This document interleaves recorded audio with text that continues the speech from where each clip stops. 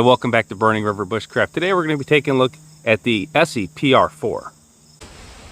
So if this is the kind of thing you like to see, go ahead and like the video, subscribe to the channel, leave me a comment in the comment box and ring the bell to be notified of my latest videos. You can also find me on Instagram and Facebook at Burning River Bushcraft. I also teach outdoor classes at outdoorcore.com. So the PR4 is part of ESEE's Camplore series, so it's kind of a more traditional knife design. This one was designed by Patrick Rollins, so this is a Kephart style. So the blade is approximately 4 inches. This is 1095 high carbon steel with micarta scales. Now the micarta scales has got this interesting chip pattern. This is another ESEE instructor, James Gibson. That's kind of his signature thing. So with his permission, they included these on the Patrick Rollins knife. And I've had this knife probably about 2 years. So I have formed some opinions on it. I've kind of drifted away from it and drifted back into it over time. So my all-time favorite knife style is a Kephart, and this is a true Kephart. It's got a spear point blade. This is kind of a hump similar to a butcher knife, and it works for skinning game. So this is going to push entrails down to let you skin a hide without actually puncturing the entrails is the design of this blade. For bushcrafting purposes, the fact that the point is dead center middle, that's handy. I like that fact. If I'm doing any drilling for maybe a hearth board for a bow drill, it's nice, dead center. Any type of crafting I'm doing, it's a heck of a knife for that. So this knife does have a small guard at the bottom, and I am not a fan of guards on woods knives. It's just not something I need. I don't do that much stabbing with it. That's the point of a guard in the first place. But this is small enough that it's completely unobtrusive, and I do like the fact that it gives me an index point.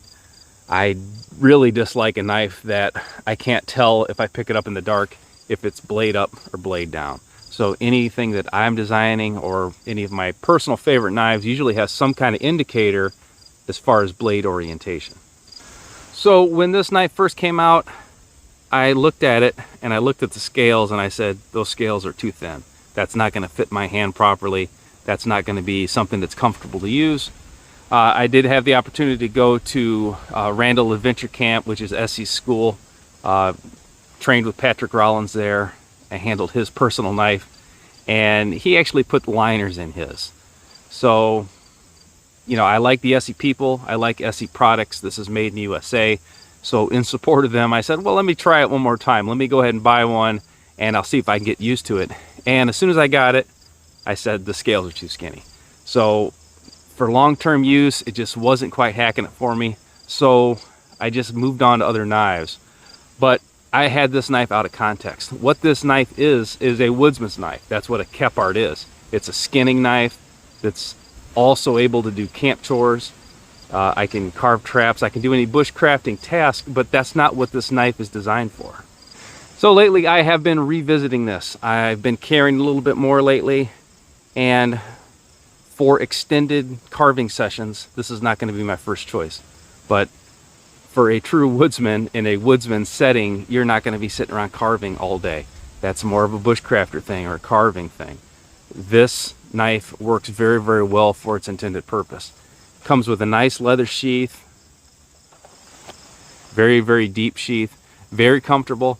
And with skinnier scales like this, you've taken your 1/8 inch thick, 4-inch blade high carbon steel knife and made it lighter and more likely to be carried in an ultralight situation, simply because you're not carrying extra micarta scales. So this knife, skinny as it is, rides easier on your hip, but still has plenty of grip surface when you're actually using it. So to keep this in context, I'm just going to go ahead and skin this squirrel real quick.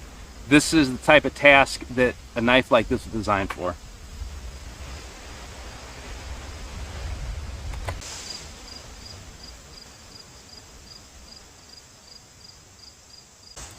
So unfortunately, I'm not going to show a lot of that process on YouTube, but the knife performed flawlessly. The edge is still perfect, no chips. I have seen survival knives roll edges just batoning through small game bones like that. And if a knife can't handle that, it shouldn't be in the woods, in my opinion. So back to other bushcrafty type task, I guess, or camp task. 90-degree spine on this knife. It's, you know, crazy sharp, crazy hard spine. I'll go ahead and just do a 1-stick fire real quick, just to show processing wood with it and making feather sticks.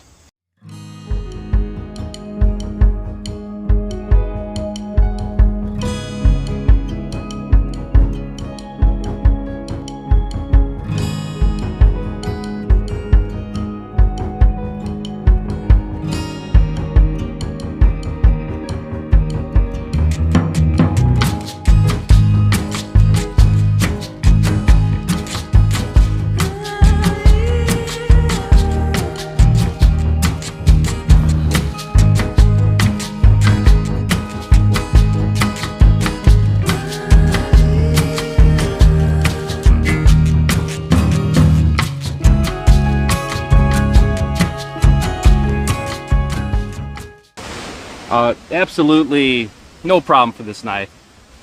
I don't know how you feel about batoning. I don't care how you feel about batoning, but this is completely capable of that knife. I just made a quick saw cut into a 1-inch stick, 1.5-inch stick, and this 4-inch blade just pounds through that like it's nothing. So I don't do my best work with a knife this skinny. These scales are too skinny for my hand. It does fatigue my hand rather quickly. Big deal. Suck it up.